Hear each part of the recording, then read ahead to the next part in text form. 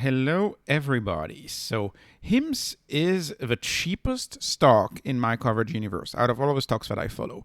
And it's also one of the stocks that is growing the fastest and one of the stocks that has given us one of the best guidances out there.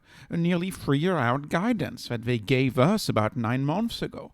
And yet, if you look at this stock, the market is entirely sleeping on it. I am done even trying to find a pattern of this stock. This morning it was down as much as $6.30 per share. It was 12 bucks a few months ago.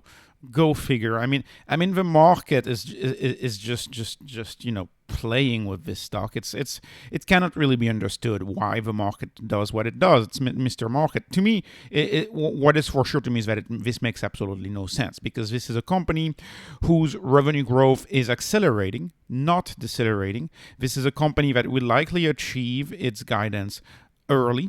This is a company for which we have signals. We see the apps, we see the App Store, we see the Google Play Store, and we see the ranking of those apps. The ranking of those apps keeps going up. They're now in the top 10 in the iPhone App Store. We see the ratings. The ratings in the Apple iPhone are 4.9. This is a company that is growing very fast and whose growth is accelerated and is accelerating. And when I look at the guidance, 4 weeks ago, we had the CEO go on Fox Business, and I really recommend you watch this interview where he kind of said, yeah, we're gonna beat that guidance early. No, he said that entirely in that video. If you look it up. They know they will beat their old long-term guidance. And if you look at the long-term guidance, really, that they had given us 9 months ago, 8 to 9 months ago, February of this year, they had given us this. The guidance was 100 million of EBITDA by the end of 2025 and 1.2 billion, more than 1.2 at least, right? More than 1.2 billion at the end of 2025. And this is a slide that I got from a prior video, but really my reasonable estimate, looking at the growth trajectory, is that they will reach this guidance 2 quarters or early. So let's call it 2 years from now, roughly, is when they will reach this. I may be wrong, but given the acceleration that has happened, I've called in prior videos for them to update that guidance, because they are well on track. This is a company that by Q4, in my view, is likely to do $900 million in sales. And so we clearly see how 1.2 billion is very close to 900 million in a year. In 2 years, you have 2 more years to really only grow 300 million. No, that's not going to happen. They're going to grow more than that, in my view. But let's just assume they achieve that, like I say, in Q2 of 2025. Let's assume they achieve that then. As a long-term investor, of course, what I look at is enterprise value. Enterprise value benefits HIMS because HIMS has a bunch of cash on the balance sheet. So actually, market cap is disadvantageous if you look at HIMS. You should use EV. For most stocks, you should use EV. But for HIMS, this is especially true as they have way more cash than debt. The adjusted EBITDA 2 years out, so per the guidance that I've put out, that I've looked at here, is 100 million 2 years out guidance. So this is a stock right now that is trading at a 2 years out forward enterprise value over EBITDA of 11.5x. So this essentially means, and keep in mind, this is a stock right now that's growing at 83%, trailing 12 months, 83% growth. But what this means is that if 2 years from now, this ratio, EV over EBITDA, is an 11, like it is today on a forward basis, and if the company actually still grows, and let's assume the growth stalls and comes down to, say, 50% growth 2 years from now, that stock would be dirt cheap for any value investor if that was a 11.5x EV/EBITDA 2 years out with 50% projected growth. In fact, that valuation is a decent number for any stock who does not grow at all, right? And this is a stock that grows a lot. So these numbers, in my view, make no sense. This is a growth company, and it's just the selling pressures of retailers or institutions that are just moving this stock around. This is a stock that is still suffering from the SPAC stock, the SPAC curse. And in my view, there's no reason for this. Anyways, this is the more novel part of the video here that I want to point out. So I went back to the 10Q. So let's look at the 10Q. And I think it was 3 videos ago where I went through 10Q and looked at marketing, etc. But let's look at the 10Q again. So the 10Q looks good. If you look at the 10Q of Q2 2023 versus Q2 2022, we can see that the revenues are up 83%, right, in the official SEC statement, just like they show us here, 83%. The revenues are up 83%. It all checks out. Now look at marketing. Marketing increased at 77% year over year. So this is healthy.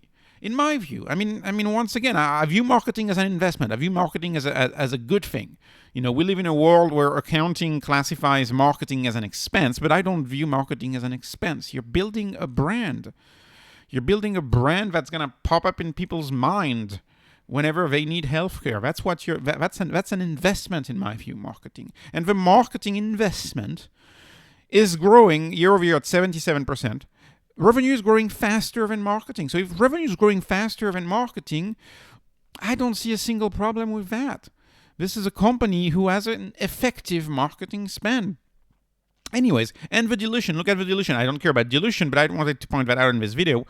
The dilution is actually very reasonable for this stock. Moving from let's round it up to 204 million to 208.5 million. Outstanding shares. That's not that big of a dilution in 1 year. So the dilution is fine, even though typically I think dilution is a great way to motivate the best employees and the best managers, and I typically don't mind dilution for any of my stocks. Dilution also saves cash in the business. So when you look at this, I don't have any problem looking at that. But the narrative, and remember, narratives drive stocks. The narrative on Twitter for the past month and a half has been, the marketing spend's too high, the marketing spend's too high, the marketing spend's too high. So what if HIMS were to turn on the cash machine and stop spending on marketing? Let's assume they turn on the cash machine and stop spending on marketing. What would happen? Well, let me show you my back of a napkin math as to what would happen. So let's eliminate marketing spend. We know marketing spend and marketing spend is trending up. So let's take the last quarter. It was 107 million in marketing spend in last quarter. So we're going to use adjusted EBITDA. Adjusted EBITDA is a proxy for cash flow. So we're going to use adjusted EBITDA. And if we use adjusted EBITDA, we decide that we eliminate marketing. Done. No more marketing. So the marketing flows down to the EBITDA metric. So we take the current adjusted EBITDA of 10.6 million and we add marketing that we've just eliminated. And so we would get a Q2 2023 of 117 million in adjusted EBITDA. And then we don't spend on marketing anymore. So if we don't spend on marketing anymore, we have to assume that this business is just going to have inertia continuing the revenue, right? The revenue is going to keep coming in every quarter, because it's mostly recurring revenue. More than 90% of the revenue for him is recurring. But there's going to be some inertia because you're not even investing in maintenance marketing. You're stopping marketing altogether. So let's assume 5% inertia over the remaining of the year. So over the 3 quarters, for 3 quarters, let's assume 5% inertia. So if we assume 5% inertia, loss, right? 5% attrition loss. So that will be for Q3, 116, Q4, 114, and Q1 of 2024, 112.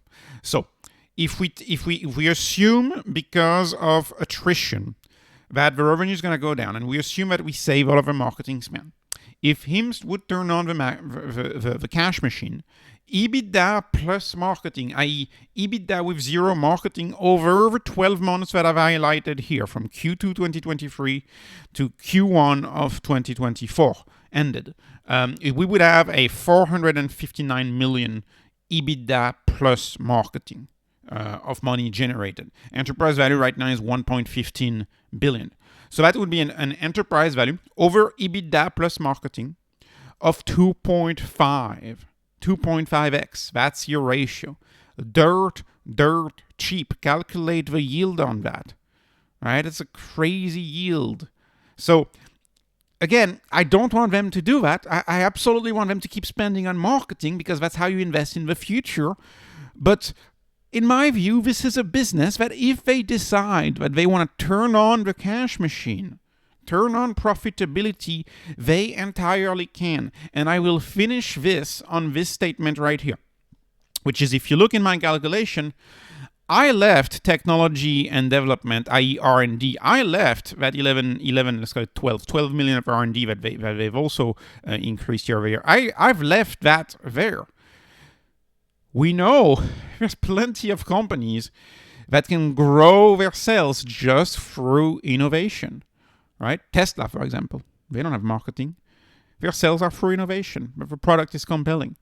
Let's not forget that this scenario, you could also see an increase in sales with HIMSS, because you could have the R&D of their product, the novelty of these compounded drugs, the novelty of a compounded pharmacy, the novelty of something like the hard mints, for example.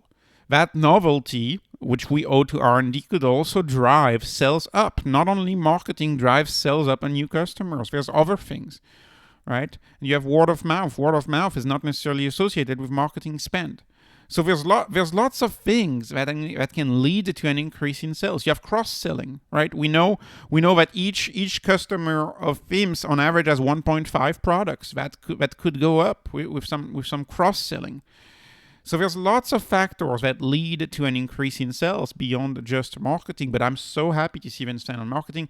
I view marketing as a clear investment for the future.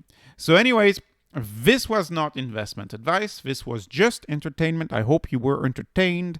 I appreciate your likes. I appreciate your subscribes. Have a wonderful day.